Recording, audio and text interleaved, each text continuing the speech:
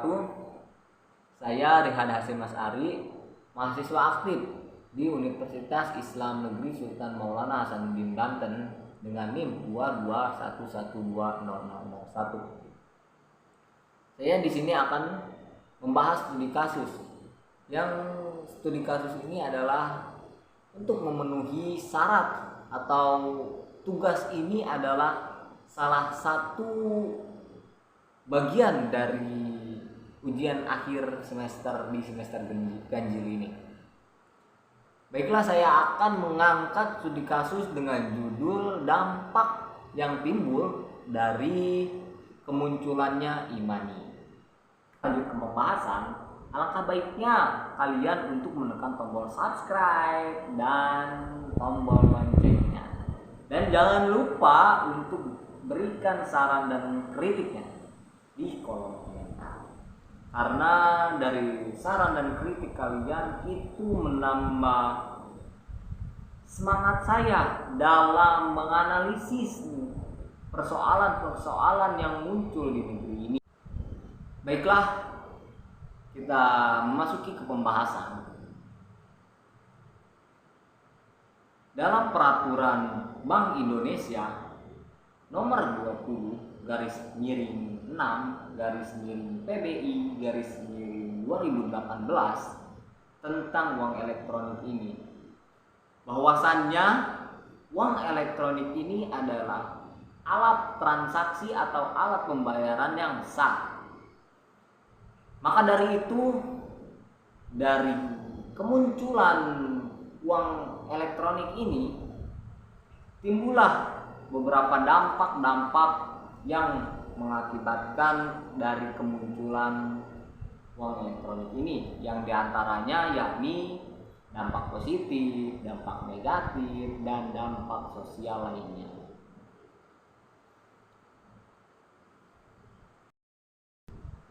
Dampak yang timbul dari adanya Imani, yang pertama yaitu inflasi. Inflasi merupakan naiknya harga-harga secara umum. Jika suatu negara tidak bisa mengendalikan inflasi, maka di suatu negara tersebut akan tidak bisa menstabilkan ekonomi. Lalu Imani juga tidak bisa menjadi penyebab terjadinya inflasi secara langsung.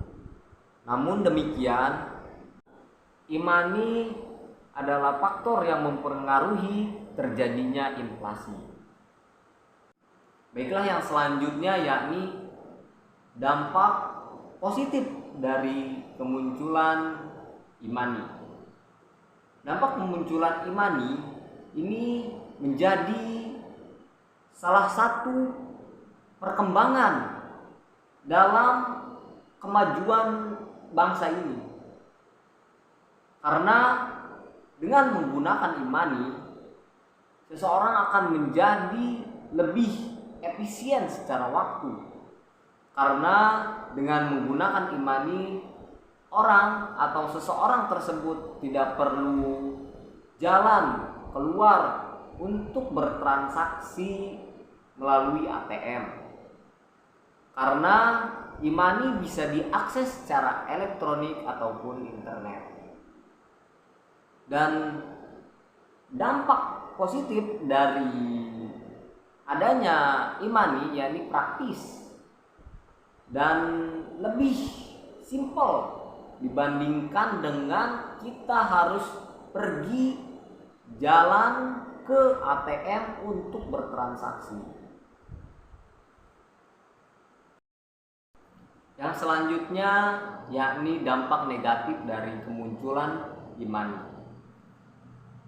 Dampak negatifnya yakni seseorang akan lebih boros dalam bertransaksi, karena dengan mudahnya seseorang bertransaksi akan terus menerus. Semisal di salah satu toko online itu ada yang menarik. Ketika seseorang itu hendak atau terpikat atau ingin dengan barang itu, pasti langsung dibeli. Karena dengan mudahnya bertransaksi melewati atau melalui e-money ini.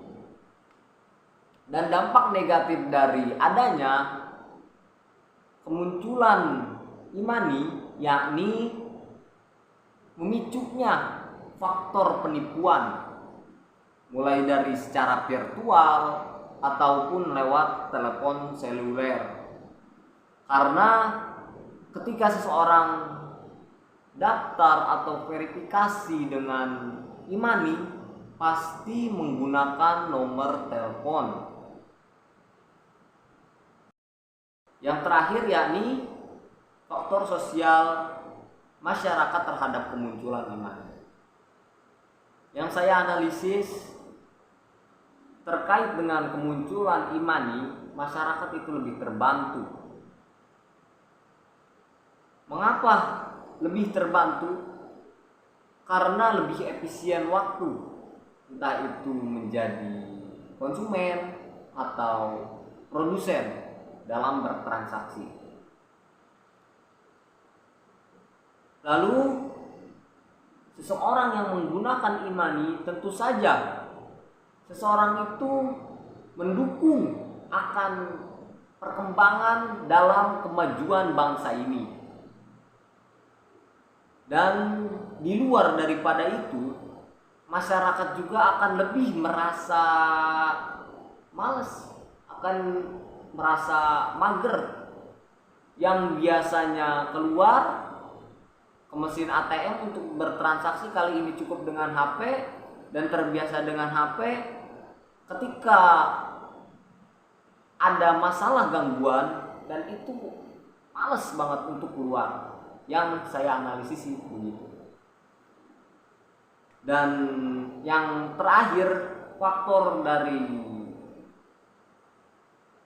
atau dampak sosial dari kemunculannya e-money ini yakni maraknya penipuan yang mengaku dari nasabah-nasabah yang berupa virtual account.